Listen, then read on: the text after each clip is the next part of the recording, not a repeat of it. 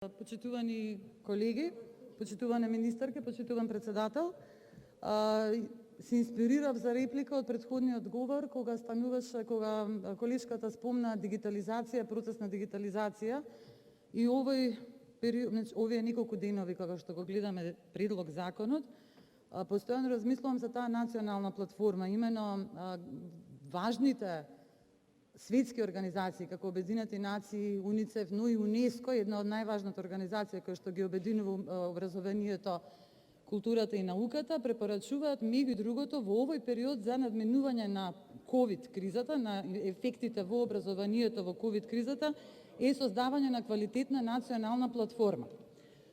Ние во моментов, сега се работи националната платформа, иако пандемијата започна пред 7 месеци.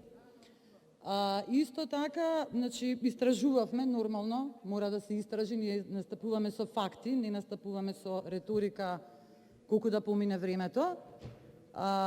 Да, се изработува во моментов национална платформа, за која што видовме какви спецификации, каков квалитет на уреди се потребни за таа национална платформа да се следи од страна на учениците, но и професорите. Јас за споредба ќе ви кажам, од тоа истражување, ние како Република Македонија на страницата на УНЕСКО за национална платформа имаме прикажано дека е македонска национална телевизија во соработка со Биро за образование, секако ОХО продукција, каде што имаме пријавено дека таму се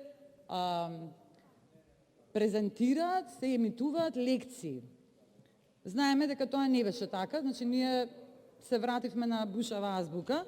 За споредба можете само да видите во Хрватска, во регионот од Хрватска, дека имаат платформа Школа за живот.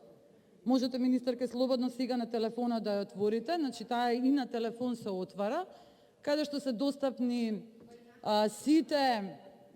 Ве молам, не дофрлувајте министерка сте, навистина, јас сум тука, вие сте министер за нас, не сме ние за вас. Некултурно е да дофрлувате Мила Царовска од место. Ви благодарам. Школа за живот, каде што се содржат Министре, имавте прилика, зборевте 15 минути и ве молам, слушајте говорникот. Дали сакате тоа да биде графички прикажано, преку анимација, дали сакате видеолекции, дали сакате во моментот виртуелни училници. Еве тоа е Хрватска, регионот наш.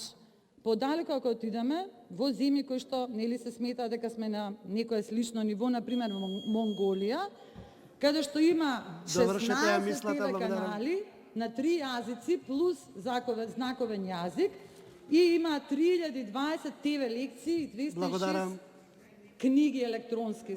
Каде сме ние во целава приказна? Благодарам.